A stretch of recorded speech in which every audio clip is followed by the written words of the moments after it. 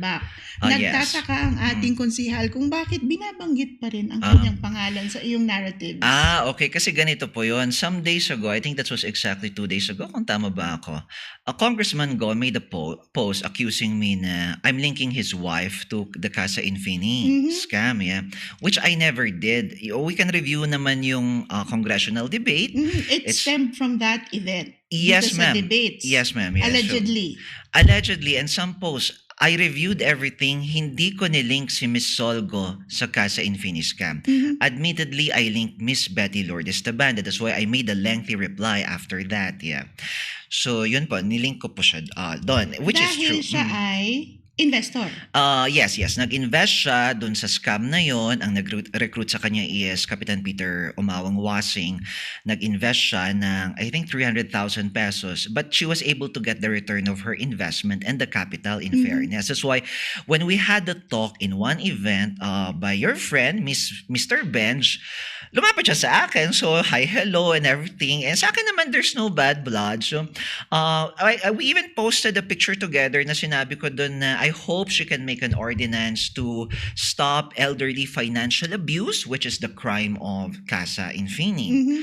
Yun po. So, sabi niya, I thought we were all good. I'm sorry, madam.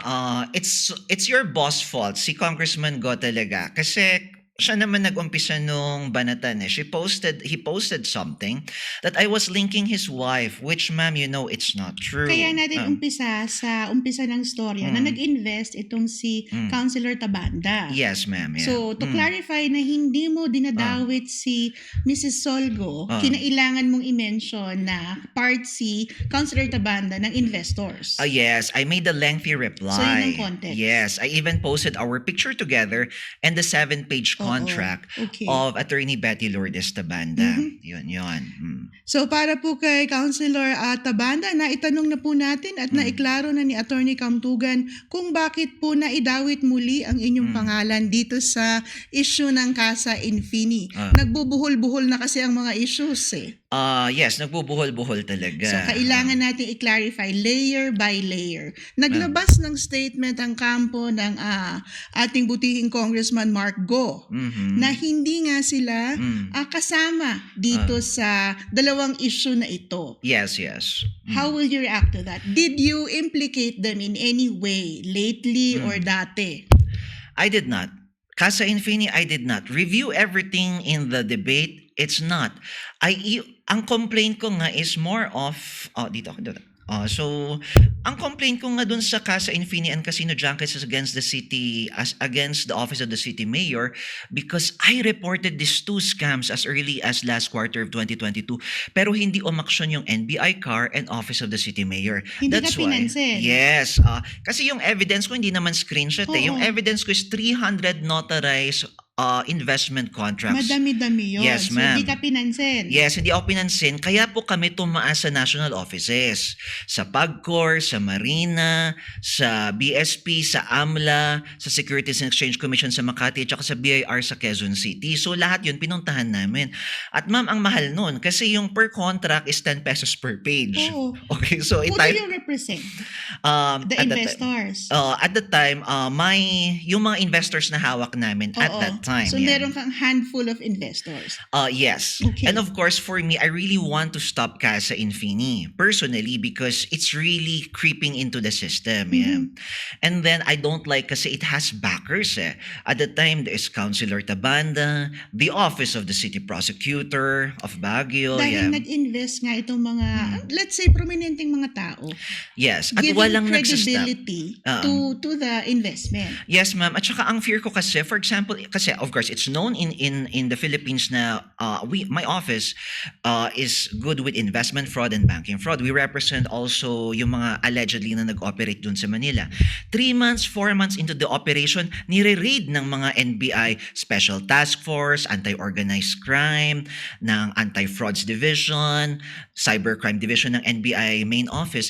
Pero dito sa Baguio, it took them 30 months before ni-raid yung Casa Infini. And in fact, the one that raided Casa Infini is the national offices, the Presidential Anti-Organized Crime Commission, the Securities and Exchange Commission through the Enforcement and Investor Protection Division, and Regional Anti-Cybercrime Unit of the Cordillera Administrative Region. At ito pa, Ma'am Malen, hindi nila pinaalam sa local kasi alam nila na makapangyarihan talaga ang backers ng Casa Infini. I have to emphasize, Ma'am Malen, that the husband of Jeneline Floresca is Rafi Palangdan Floresca, the nephew of the three-time mayor of Itogon, Victorio Palangdan. That's how powerful they are. So merong there is a fear Yeah. that this would be whitewashed kung padadaanin natin sa lokal without pointing fingers to any Yes, official. ma'am. Oo. Yes, ma'am.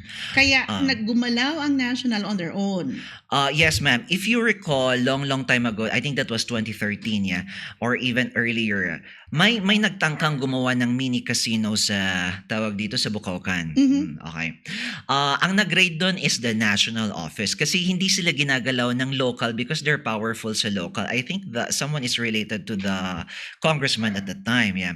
So ang nangyari, ang nag-raid sa kanila is national. That's where I learned a lot, yes. So kung hindi ka pansinin ng local, there are still adults in the room who can protect you, and those are the national officers. Diretso ka sa taas, Yes, ma'am. kumbaga. Yes, ma'am. Ibang Opo. level. Actually, it was very difficult kasi minsan is papa-explain nila kung paano yung casino junket. Imagine, let's talk 4 p.m. sa may ganitong lugar. As if naman, I live in Quezon City. I live in Baguio. So, sacrifice talaga. So gaano Ma'am. ko konektado ang Casa Infini sa Casino Junket? Okay. The Casa Infini is owned by Jeneline Floresca and her husband, Rafi Palangdan Floresca. Sa Casino Junket is the one of the pillars of the Casino Junket naman here in Baguio under Hazen Carion Humilde is Rafi Palangdan Floresca, yung asawa ni Jen. Yeah. So kaya konektado yung dalawang issue na to. Yes, For ma'am. yeah. context ulit. Kasi so- baka hindi naman naiintindihan ng lahat ng nagbabasa ng social media na bakit natin pinagdidikit ang dalawang magkaibang issue. So kaya sila konektado.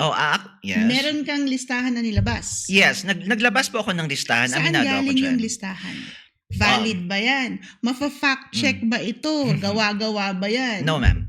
The persons who made the list are arrested. And these are my clients. I decided to release the list because they're already arrested. Is yeah. that a safe decision to release the list? The list? The list had to be released for everyone to know. And it's time for Baguio to learn its lesson. Tama na yung kakataya sa ganyang mga scam. May legal repercussions ba itong pag-release mo ng listahan? Well, I don't think so. I don't think so. Will the people in the list be in danger? In the list, well, these are it's not the addresses are not there. The middle names are not there. I don't even know them personally. So no one. May mga kilala ako doon. Pero Marami hindi nang kompleto nagtingin sa listahan na to. Sigurado ako, inisa-isa na kung merong kakilala doon. Yes, marami. Actually, ang dami kong mga messages. 90% of the messages are good, yeah. Kasi yung mga ibang complaint, bakit wala yung pangalan ko dyan? Well, ang sabi ko, ang answer ko kasi dyan, during the time of Team Z, the Casino Junket kasi, may iba pang groups, Manila-based groups na nag-recruit sa Baguio. Under Roda Andrada Casuga, under Dr. Laranang. Yeah. Sila hindi nakalagay sa Team Z list. Iba kasi yung main recruiter nila. So, dahil doon, syempre wala sila doon. Yeah. Pero I'm helping them naman seek justice. So lahat ito ay nadawit sa scam. Yes, nadawit talaga sa napakasimpleng scam na dapat nagbasa na lang sila. Kasi some of them are my friends, yung mga nag-invest, lawyers. Diba? Asawa ng mga huwes. So talagang hindi mo and even relatives. matatansya kung paano ka talaga maiisahan ng ating scammers. That is why you advocate an elderly financial abuse law. Yes, ma'am. I believe that if you defrauded someone and you took advantage of the fact na elderly siya, na usually ng elderly is napapabayaan ng mga anak, tapos natitake advantage sila. Kasi usually they are rich. The elderly are rich. They have properties. At dahil dito, nilalapitan sila ng mga marunong talaga manloko ng mga matatanda. Diba? Tatawaging mommy o dadalhin ng pasalubong. Kasi yun, hinahanap nila sa mga anak nila. Yun pala, pinapadama-dama lang sila ng scammers. Tapos mamaya, Ma'am, may nakadeposito po ba kayo dyan? Baka pwede nating invest sa junket kasi 5% per month. Ito Ayan. yung mga nabubudol talaga. Yes, ma'am. Yes, I'm willing to explain the concept. It's a very easy concept yung junket. Ito Yeah. bang lantarang panluloko ay Mm. does it involve drugging your client? Meron bang hinihypnotize o talagang dinadaan lang sa bilis ng salita? It's how you present it sa scams kasi in a way, I can say I'm quite expert to that. Of course, Yeah. Oo. advocacy mo na at kliyente Yes. mo nga ang karamihan. Oo, kasi minsan kahit bungi-bungi ka or bansot ka, hindi naman ako nalalait ako, still nakaka-scam pa rin. It's So, all wala about sa how you itsura. deliver talaga, sa kagalingan ng pag-deliver ng product mo. Yeah. Kaya nga sometimes it's not the product which is what you're selling, minsan is your face. Yeah. Ang technique dyan, they use flashy cars, they show a little cleavage para ma-seduce yung investor, diba? Those things work. Mhm. Yeah. Ipapakita nila na may operation. Well, the junket, madali lang na scam yan. Mhm. Ang daming nagsasabi napaka-komplikado but I can explain. So, paano nga nangyari? Okay, ma'am, ganito po yon. Kasi since 2015 pa yan. So, ang mga unang biktima, sina Tagal John na. Lloyd Cruz, Oo. cycle lang yan up and down, up and down, up and down. Ganito po yan. Ang sasabihin nila, the scam is like this. They will say, ang junket is pautangan. So, it's a financing system. However, hindi po totoo yun. Ang junket po is an agency relationship between the casino and the junket. And then, ang gagawin ng junket is kukuha siya ng VIP players abroad. Or usually abroad talaga. And then papalaruin niya yung VIP player dun sa casino. The junket will have to do capital. So babayaran niya yung accommodation, food, entertainment, hotel to airport transportation for the VIP player. On the other hand, the casino, on the other hand, compensates yung junket, magbibigay ng commissions. They call it rolling commissions to the junket. Ma'am, ganun lang po. Rolling commissions based on the winnings or losings of the player. So, pag may nasama ka, you have a stake. Yes. So for example, naglaro ng 10 million, natalo Oo. ng 10 million, may portion yung junket doon. Yeah. Oo. Pero ang lie doon, ma'am, is hindi siya pautangan. Mhm. Kasi ang minamarket po nila, yung mga operator is that, gagamitin namin yung pera mo pang pautang sa mga VIP players kasi hindi kasya yung pera ng junket sa papautang. Yun. Ganon yun. So, 2015 pa yan. Iba, Yes, ma'am. people from all walks of life. Yes, ma'am. Yes. 2015, marami ng cycle yan. Kaya nga sabi ko, kung sino man gagawa ng ganyang kalokohan na naman, sus ko, Diyos ko, gas-gas na yan. Kung may maniniwala pa, wala na pong estafa dyan kasi katangahan na. Naku, talagang Attorney Francis is not mincing words. Kaya ito ay nagkakaroon ng maraming kaibigan at napakaraming kaaway na rin. Yes, Hindi admitted. lingid sa kaalaman ng lahat na tumatakbo ka bilang congressman. Yes, ma'am. Ito bang paglabas mo ng mga listahan, itong mga pasabog mo, parte ng politika? Dahil syempre, ito ang unang iisipin. Bumibida lang to ngayon kasi nga, eleksyon. Meron kang target na siraing karir, tao, institusyon. Why are you doing this? No, ma'am. This is part of lawmaking. Yeah. So let's start a good conversation regarding lawmaking. So when I release the list, I'm just inviting conversations on how we can amend the estafa laws or the existing penal laws of this country para isingit natin yung elderly financial abuse. Para palakasin natin ang Securities and Exchange Commission para ma-stop niya yung mga scam at the onset na nag-uumpisa pa lang. Sa akin, let's have a conversation. Yeah. Wala naman akong gustong siraan dyan. Sila naman nanira ng mga sarili nila. Ay nako, talagang may pasabog. Alam mo naman siguro, Yes. maraming nabibwisit sa'yo. I understand that because of my personality ever since talaga, many people don't like me. So hindi ka nabubuhay para magustuhan ng tao, in short. I think that's a bad way to live a life. Yeah. Na you need enemies. Yeah. Diba? You need enemies, left, right, and center. So how do you feel now that you're the center of a press statement from no less than Congressman Mark Go? Is it unwanted attention or good and bad publicity pa rin?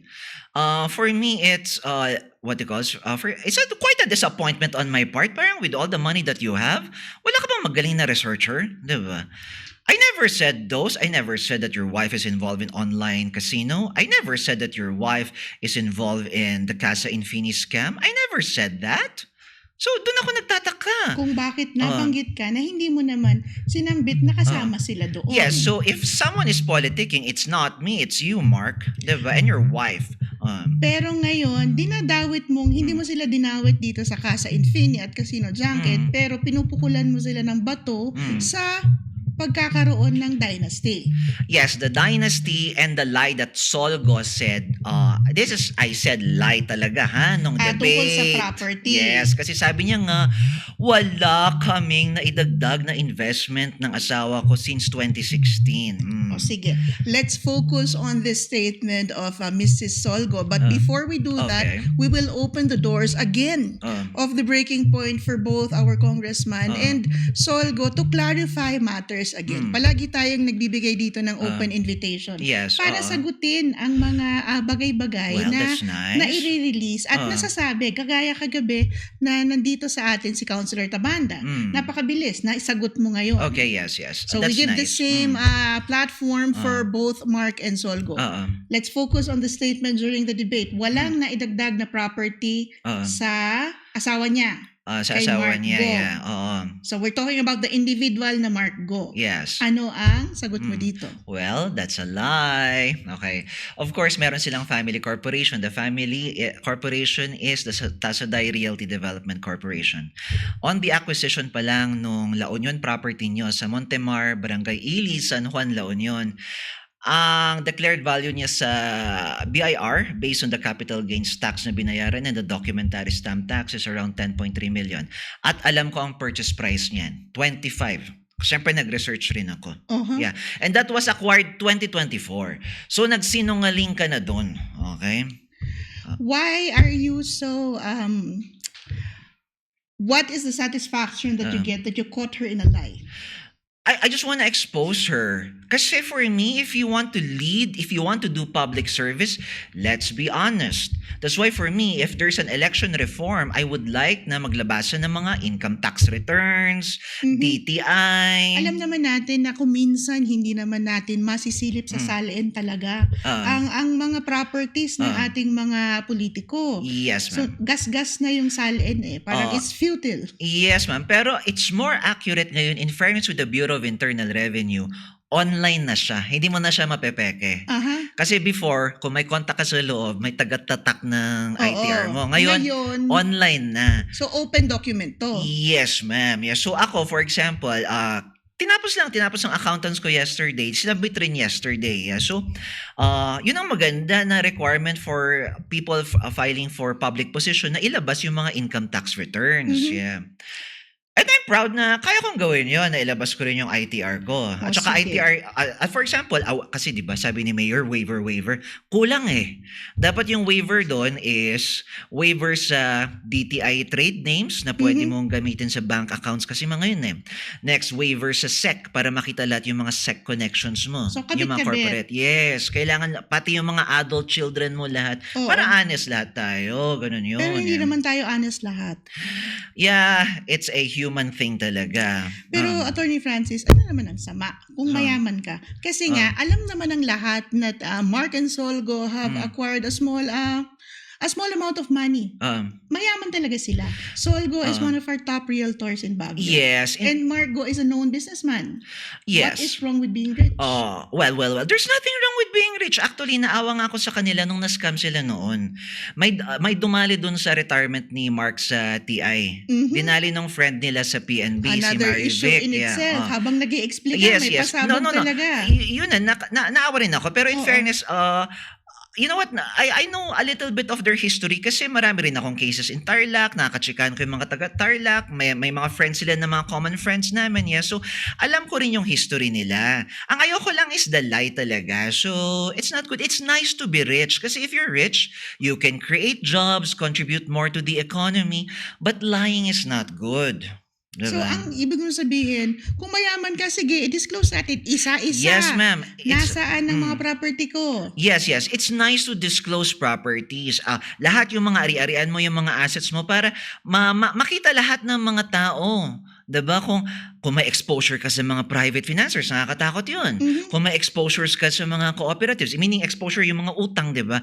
Those are the things that we have to check, yeah. So when we go to public service, our privacies have to be let go talaga and we have to open everything. Mhm. It's nice for them that they create jobs in Baguio, but the dishonesty, what you said during the debate, I don't think that's right, yeah. That's not right, Ma'am Sol. Nagsinungaling ka doon. So you caught her in a lie and now we are proving that it's a lie because you have papers. Yes, I have papers. And then, well, there are even more kasi marami pa silang acquisition sa Baguio within that, from The 2016 time until frame. the present. Oo. Yeah. Yung present ko lang is just sample. Mas magandang illustrate lang. Just one eh. Kasi kung 10 ang illustrate mo, mabobore yung mga tao. So, I illustrated only one. At saka, itong yung mga Montemar. papel, open document.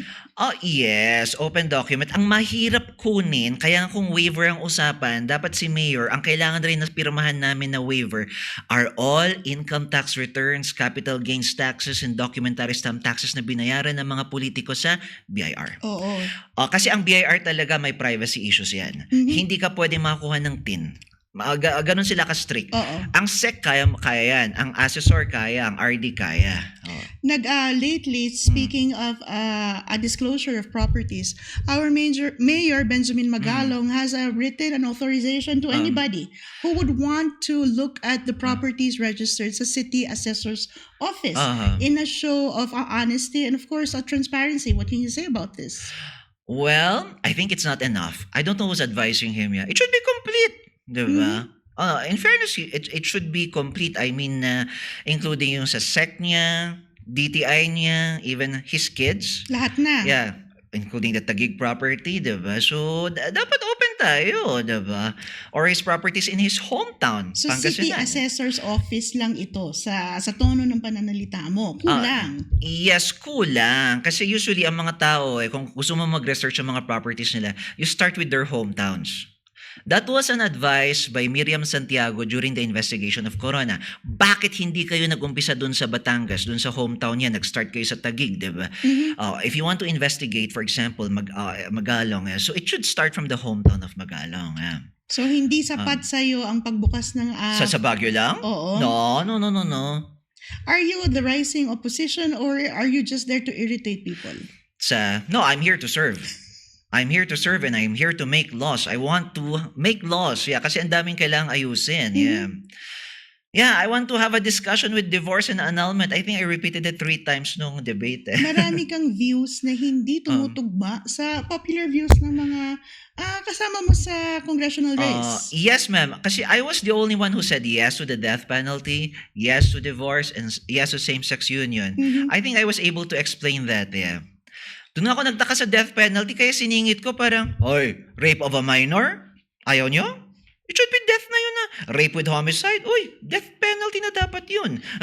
Do you think you're too outspoken to be in public office? No, I'm not. I think we need outspoken people. That's why if you're in Congress, dapat yung focus ng mind mo is lawmaking, not ayuda, not projects. Kasi kung ganun, hihatiin mo yung utak mo dun sa paggawa ng mga what you call this, projects, DPWH, downloading money, ganyan. It will kill you. Wala na yung paggawa ng batas. And ma'am, we need to amend the laws. Ang civil code natin, ma'am, is 1949. Ang family code natin is 1987. Ang penal code, it was revised in 1935. And then nung time ni Duterte, but the crimes are still old. Diba? So, kailangan natin mabago. Yeah. What do you think will the people of Baguio gain dito sa expose mo sa casino junket issue and dito sa papeles nga, yung properties ng mga go? Ano ang mahihita natin dito now that we know? Okay, so I want, Baguio is a very mature society. We're proud of that. Ang gusto ko lang, ang aim ko is, we will create a standard na pagdating sa politics, we should be open with our properties and our wealth and all our records. As to yung ginawa ko dun sa Casa Infini or Casino Junket, it's about the community. I know marami kayong kakalkalin sa akin sa mga cases ko sa Manila and Mindanao regarding scams and investment fraud. Yeah. But in my hometown, nung nangyari yun, no. The answer is no because I love Baguio. I don't like na nangyayari yung mga ganong scams. That's why I went against everyone. Yun. So yan ang punot dulo that Yes. you have an inherent love for the city. I love the city. My office is in Mount Crest Hotel. Yeah. So, I can transfer to Manila pero I don't like the culture there. I still love Baguio eh. At sa pagmamahal mo nga sa syudad, naudyok ka pang tumakbo for public office. Yes, kasi it's too much already na ang daming kasi ma'am talaga ganito. Ang nag-udyok talaga niyan sa akin is the hindi pag-dispose ng mga public alienable lands sa A0504 committee. Nahirapan, ang daming mga red tape, grabing red tape. Oo. I want the people to own their lands. Pag-usapan natin ng land issues mamaya. Pero tapusin natin ang usapin ng dynasty. Dahil isa to sa mga you're very vocal about this. Yes. And a lot of people have now given their perspectives on the dynasty issues, the contention of people or politicians running under the ticket of the Macabagyo party is that, number one, ano naman ang sama kung ang mag-asawang Mark at Solgo ay manalo? Makuha ng isa ang congressional seat, ang isa naman ay umupong mayor. What is wrong with the coordination between the two offices? Number two, another contention is that the budget of the congressman's office and then the city mayor's office is totally different. One is a national level, isa naman ay lokal. So ano ang conflict doon? Ito ang narrative na sinasabi. What can you say about this? Okay, so as regard dun sa dynasty. Sa dynasty. Okay, then there's nothing wrong with it. Parang ganon, yeah. The problem is, we are Baguio. There is something unique here in Baguio that we have to keep. It's our character, yeah. The first one is our prohibition against gambling because of our experience sa Luzon earthquake. And then, we have a rule against dynasty. Bernie Vergara, Dumoga never did that. Even Gladys, ang ganda ng sagot niya noon na hindi, kasi she was the vice mayor and she did not run after 1992 kasi yung dad niya is mag-run for Congress. It's what you call a tradition. It makes us unique. And for me, I believe that there should be a reasonable tension and discord in politics to get things done. Para hindi mafia yung system. Yeah. Para hindi magkaroon ng laziness, monopoly, incompetence. That's why there should always be some conflict. And dynasties do not do that. Okay? They create negativities. Okay? Monopolies. Marami ng examples sa buong Pilipinas. And it can be very bloody. I have experiences already on that. Okay, so sa other places wherein I also represent Dynas in other places in the Philippines like La Union, Ilocos Sur, and Davao del Norte. Ayoko na mag-lead tayo sa ganun. And of course, and the most important thing, we are the people of Baguio. We are a smart, nice people, a humble society. We never had kings and queens, okay? We never had a dynasty in Baguio. I just want to explain this just to, as my conclusion, Ma'am Malen. If you go to Sagada, kasi I'm from there, there's what you call the Dapay. It's a where the elders sit. Kwan siya, tawag dito is just arrangement of stones, yeah? Walang elevated.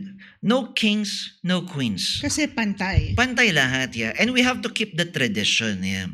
And of course, corruption. Di mo pinaggagawa ninyo. Isang position pa lang, di ba? Paano na kung dalawa pa? Yun ang kinakatakot ng karamihan. Pero another dissenting opinion is that pinag-uusapan lamang ang dynasty sa mga mas intelektual na bumoboto. Sinabi ng isa nating panauhin na sa kanyang pag-ikot, hindi naman na itatanong ang dynasty dahil wala naman masyadong ugong sa masa. Yes, naintindihan ko yan. Pero of course, sa mga kababayan talaga natin, okay? Ang primary talaga na issues natin is yung pagtaas ng presyo ng bilihin. Okay? Yung corruption, okay? Pero ang dynasty po, related po yan eh. So, kung nandyan yung dynasty, magkakaroon talaga ng mas malalang corruption. Okay? Kung may corruption, Of course, it follows also, tataas rin yung sa presyo ng bilihin or even magkakaroon ng incompetence in government service Mhm. because of dynasty. We need competition because competition brings out the best in everyone. Sa negosyo, ganun rin, di ba? Oh, I think I talk about the Levi's. Oh, Yes. yeah, si Chongsan yun actually. Ang dynasty issue daw ay we are accused of having the dynasty issue just in our intellectual circles. Pang matalino lang daw ang usapin ng dynasty. Hindi. So it's sort of gaslighting it. No, I've talked to people. I've talked to the vendors. Okay, nakakachikan ko taxi drivers if I go around. Yeah, they don't like it kasi parang they've been to places na Na may meron, dynasty na feel rin nila yung problema. Sa baba lang to. That's why these people are refugees here in Baguio na experience nila ang kasamahan ng dynasty. Isa pang negativity, alam mo to, taga-Tarlac ka. Yung mga dynasties doon, pati yung mga pautangan hawak nila. Kaya may mga mayor doon, for example, buksan mo yung aparador, puro mga titulo. That's a negative effect of dynasty.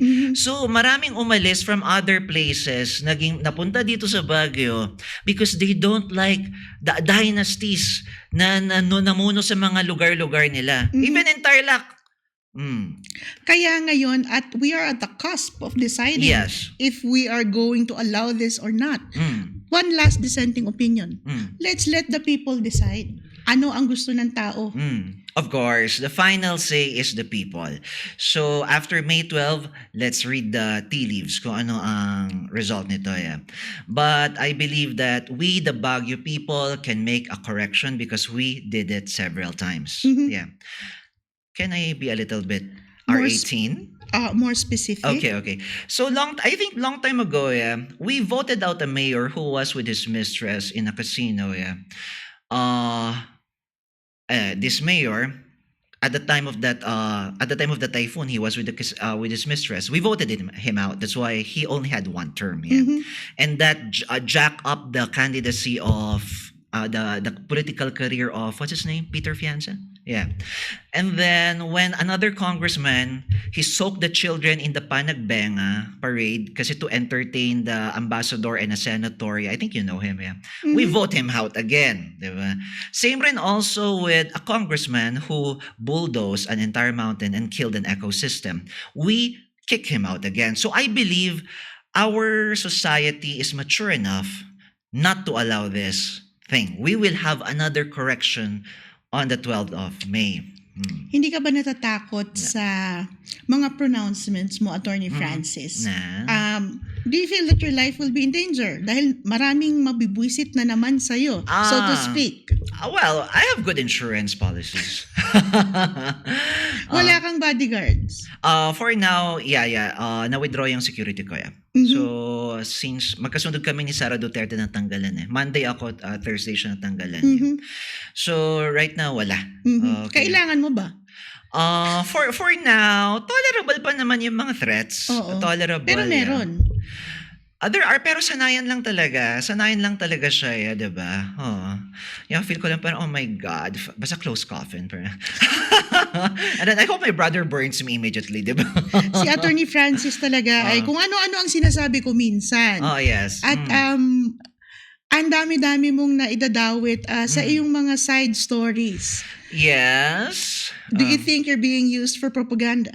No one is using me. During the debate, pinagtripan ko lahat sila 'di ba? Solgo on dynasty, 'di ba? Si Magalong on pag-iimbak-imbak sa pera, yung mga bank deposits, 'di ba? You've never known to like our sitting mayor. Saan siya? He's a bully. Yeah, he bullied my clients sa Gibraltar Market. Yeah, he's a bully. Yeah. So ibang issue naman tong Gibraltar Market. Yes, which the mayor lost. Yeah, anyway. Yeah, would you like to tune us into the latest development? Dahil kakakwento mo nga lang ito kanina. Anyway, ito lang, the Court of Appeals denied a motion filed by the Honorable Mayor Magalong. I just received it kanina lang. Yeah. So that's the latest update. Doon sa Gibraltar issue. Yes. Dahil kliyente mo yung mga... Yung mga vendors. Oo, so- Actually, ang simple lang ng mistake ni Mayor dun eh. The land is still under government. Tax deck pa rin yun. So, under national government yun. So, DNR ang dapat nagte-take care doon, hindi city mayor. Actually, ang city government, they can also buy lands from the DNR. Mhm. Pwede yun. Eh, nung ginawa nila, ang mentality kasi ni Mayor Magalang is, okay, these properties are private and the rest of the properties in Baguio is Baguio property. Parang, That's why you call him a bully. yeah, I call him a bully, yeah. Oh. Pero the second one is worse. I mean, Mark Magalang, that is the thing. Major bully kasi nung binuli ako, parang, oh my God. Congressman Gon, three-term congressman of Baguio, made scurrilous lies against me on a post on his own page and mentioned me. Diba? Oh my God! Even my clients in Mindanao are asking, bakit ganon? You've earned the ire of people in government. Is this an achievement? Not naman. Kasi for example, you can check my Facebook. I have nice relationship with Mayor Gatchalian of Valenzuela. Diba? I have good relationships with politicians of Davao del Norte. Oo. No, ito lang talaga in Baguio. We have clowns here, I swear, ever since. Help Marami me. kasing nagtataka Ah. na ang dami mong ini-expose ngayon tapos parang biglang out of nowhere, ay, ito siya. Sino ba to? Oo. Kaya of course, maraming nagsasabi, ay, namumuliti ka lang ito. Ay, kasi tatakbo ito. You can't take that out. Yes, understandable. There are things na sinasabi sa akin na I'm just doing this because of politics. Ganun. Parang, oh my God, I hope. I know there are adults in the room naman who will understand. Or you're Mawatan paid to damot lang. you're paid to do a demolition job. Oh my God. I don't need that. Kaya ka bang mabayaran? My overhead is more than 7 digits. I have 3 lawyers in the office, paid, yeah. Sweldohan yun, 6 paralegals, 8 cars to maintain, 3 offices and houses to maintain. I mean, office houses sa Antipolo and Hindi ka Davao. naman nagyayabang. Yeah. Sinasabi mo lang. Sinasabi ko lang. At saka isang point ko, tumakbo ako para hindi mangurap. Kasi I already have it. Na-establish ko na yung career ko eh. I was already able to acquire, diba? Also, kasi yun ang mga banat rin sa akin, tumakbo ka kasi nga as either you're resuscitating a bad career, diba? Or you just want to make life difficult. No, I just want a good conversation in lawmaking and I want to contribute, diba? Right now, we have cases in Pasig, Parañaque. Ngayong araw lang na to, Pasig, Parañaque, and Pasay, diba? And then Baguio kanina. And even my libel case kanina sa Baguio. So, Nakailan ka ng libel case? I had 60 plus. 60 plus. Yeah, pero dismissed na ang more than 50. Okay. Yes. Cyber unjust vexation, libel, mga yon. Yeah. So, na-dismiss lahat. Na-dismiss na naman lahat. Yeah. Meron pa akong pending. Dalawa by the... It started with 3 sa city prosecutor. The city prosecutor mismo, yeah. It was reduced to 2 kasi na-dismiss ng Court of Appeals yung dalawa. And then, dalawa from Casa Infini and 11 from Miss Jen. Okay, yung 11. Yung babaitang yun, yeah. Ongoing ito. So 2 plus 2 plus 11, that's 15. Alright. Pero mas marami pa rin akong dismiss, 50 plus. So okay na ako So doon. proud yeah. pa rin tayo sa mga na-dismiss, syempre. Of course. And wala akong kasong estafa or murder or drugs. At least I'm proud of it. I take it as a badge of honor, libel. It's Well, okay. Yes, it's another way of looking at libel. Yes. Pareho tayong na-undergo na itong the libel cases as a whole. I love it. I love it. Yeah. And besides, it's not a crime involving moral turpitude. There's already a ruling on the Tulfo case on that. Yeah. So, having even a conviction sa libel cannot disqualify you to run for public service. Yes, that's true. Actually, kung na-convict ka ng bouncing check, pwede kang ma-disqualify. Kung ganon. Yes! May mga ganun kuhan. If Oo. you research on crime involving moral turpitude as a disqualifying factor to run for public office, yung libel hindi. Pero yung bouncing check, oo. Mas mahirap yun dahil mapipigilan kang tumakbo. Yes. Do you think that the public debates really expose the true character of our candidates? Okay naman, in fairness with the organizers. Medyo matagal lang talaga. Kay I'm word ako kay Ma'am Sol eh. Baka hindi makayanan, 'di ba? Na. Pero bigay ng bigay yung staff niya ng kanya Oo. drinks niya. Eh. Hula ko lang to, theory ko lang to, feel ko may sugar doon eh. Para lang just to stabilizer. Alright, Attorney Oo. Francis, ikaw talaga. Yeah. Ngayon, saan papunta lahat itong ine-expose mo? Where Ah. is the direction this is going? Do you just want people to know, or is it a call to action? Yeah, it's a call to action. Let's have reforms in our laws pagdating sa electoral reform. Let's make our candidates release their income tax returns, SAL and bank records in the past 3 years. Ganun. Dapat honest tayo kung nag-run tayo ng public service. I want more honesty sa public service. So this is part of it, yeah. Of course, yung mga gusto ko rin magkaroon ng amendments sa other laws like divorce, same-sex union, decriminalization of libel, Yes, etc. oo. Nabanggit mo itong mga advocacies mo. Yes. Ngayon, itong Casa Infini at Casino Junket issue, mamamatay pa ba to, or will this drag on and on? I think it will, what you call this, it will drag on, it will go on pa rin. Go on pa Why rin ito. is this relevant sa atin? Because people are naturally greedy. Okay? So people keep on betting on stuff. Actually, yung mga investors nga may kasalanan rin eh. Kasi kung kunyari, for example, 1 million yung pera mong tinaya mo, di ba? Tapos 5% per month. Actually, yung 20% ng 5%, kailan mong bayaran sa BIR yun. Kaya like ko sinasabi kay BIR, kolektahin nyo rin yung mga investors. So, di ba? So, We nasa should learn our consciousness lesson. natin. Yeah. Importante siya. Yes. Hindi lang siya pang eleksyon na issue. Yes, ma'am. We have to participate in a discussion. Yeah. Maingay ako, magulo ako kasi nakita ko ang kabalbalan, kaek-ek ka na lang na nangyayari dito sa bansa natin, lalo na sa syudad natin. Especially when for me, it's okay. You know what? I can live this life, yeah.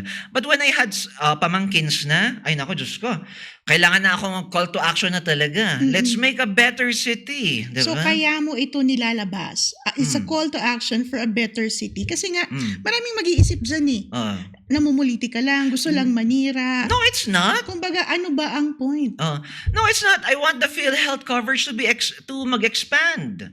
Diba? Na to include pre-diabetic conditions, dental hygiene, and even some minor surgeries. Or for example, vaccination against certain forms of cancer like human papilloma virus, etc. Ganon. Kasama na lahat-lahat, pati Yeah, PhilHealth. kasi nga, I want to live in a better society. Sa akin, okay, for example, something bad happens, diba? Baka mamesa pa lang lahat ng kapatid ko, kawawa rin naman siya. But if we have a better society, diba? I think mas maganda ang mga investments natin, everything, so we can create a much better one for the next generation. Yeah. Not all lawyers are made like you. Hindi lahat ng mga abogado natin ay as vocal as you are and as willing to go public with a lot of cases and issues. I know. I understand that. Yeah. Do you get comments from your colleagues Yes. na bakit ka dada ng dada, can't you just stop? Yeah, actually, nung kinasuhan ako ng Office of the City Prosecutor because I was exposing them, yeah. Okay?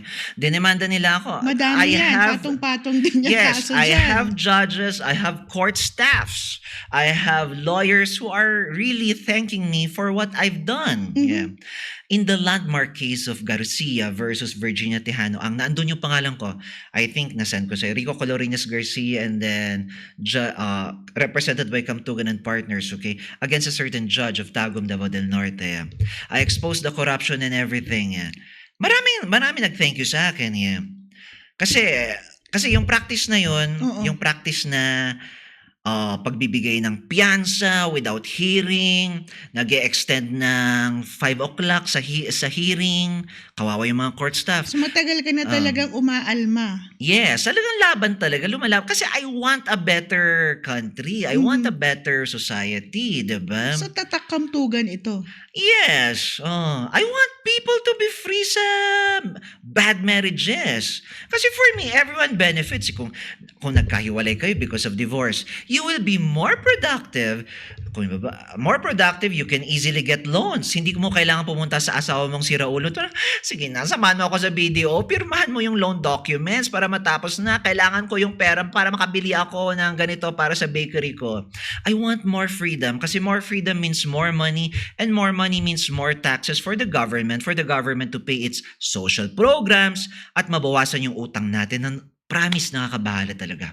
You realize with your exposés and the issues that you have you have raised against yung mag-asawang Sol at Yes. Mark Go, you're being pitted against each other because Sol Go is also running for the same seat that you are.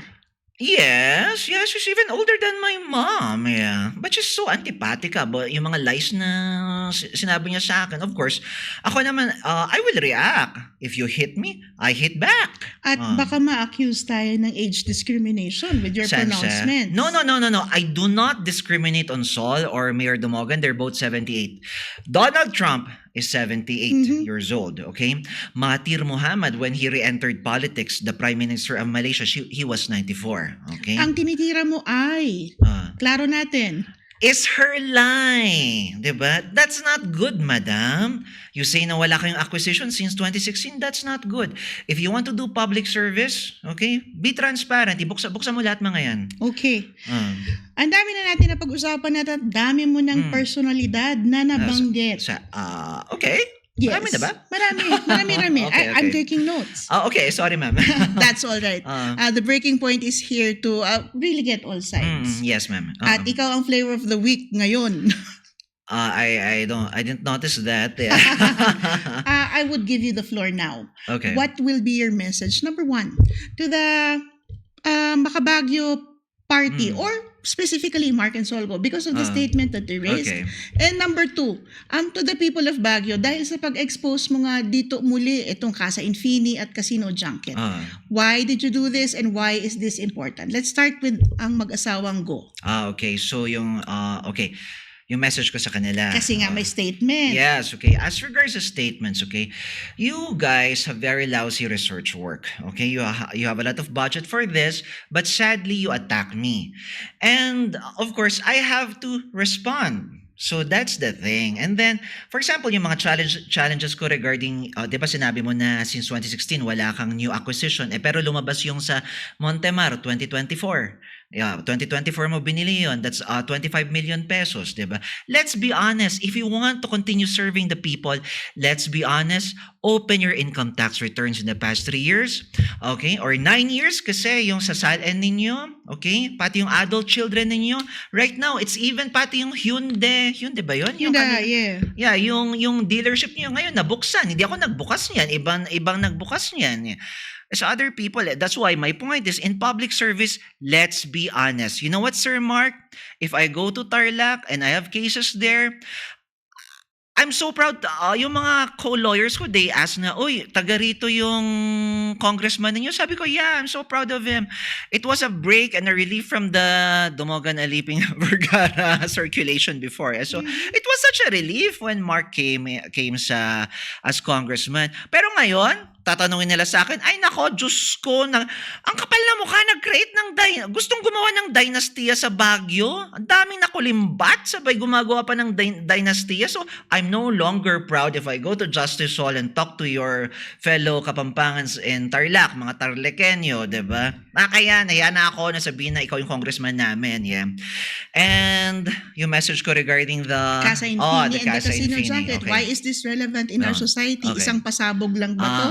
Okay. Ano ang lesson natin dito? Tayo po, pagdating po sa mga, careful po tayo sa pag-i-invest, okay? Yung mga pinaghirapan natin ng ilang taon, mga inipon natin sa mga buhay-buhay natin ng mga pera, tinipid-tipid natin ang sarili, mag-ingat naman po tayo sa pag-i-invest, okay? Ginawa ko ito, pinatigil ko ang Casino Junket scam at Casa Infini scam para sa inyo. And I hope na itigil nyo na ang pag-i-invest sa nonsense things. Tama na ang tayaan, okay? I'm here to stop the scams. And And same rin, gagawa rin ako ng mga paraan para matigil pa ang isang mas malala pang money-making scam ngayon, yung mga online casinos sa mga mobile payment application. That I will do. So, ito naman ang bagong project mo. Yes, I think I mentioned that during the debate. Yeah. Yes. And in the Maca Dynasty, Macabagyo Partido Macabagyo. Oh my God, ano nangyari po sa inyo? Councilor Tabanda, Councilor Datwin, Councilor Yangot, Councilor Lawana, sino pa ba? Sila, mga yan. Bakit tayo pumayag sa ganito? Why did you allow yourself na makijoin sa creation ng dynasty ni wannabe Her Majesty Solgo and wannabe His Majesty Marco? Now, I can call you the clowns and the courtiers and the jugglers of the go-court, of the wannabe go-court in the wannabe Baguio Kingdom, and that I will not allow. I'm so sad kasi pinigilan natin ito ng ilang dekada. Your generation stopped there were attempts before. Hindi naman attempt, pero may mga itangkas, for example, Carmine and Leandro, yung mga ganon, diba? Tapos nun tawag dito, Elmer Datwin, and then her and his wife running for IBP election. May mga times na ini-stop natin. The adults in the room stopped it, okay? Because we don't want it. And then suddenly, pinapayagan nyo. Sad. Okay. The Breaking Point welcomes a spectrum of opinions and perspectives. At sa ating episode ngayon, araw na ito, madami tayong natutunan, marami tayong naintindihan at nakita natin kung paano ang simpatsya ng isang tao sa isang syudad na sa tingin niya ay kinakailangan ng tulong. Now, with all the personalities that Attorney Kamtugan has mentioned here today, we invite you to come to the Breaking Point and explain your side of the story because we heard his. Para sa Breaking Point po, maraming salamat, Malen Katahan. Thank you, Ma'am Malen. Salamat.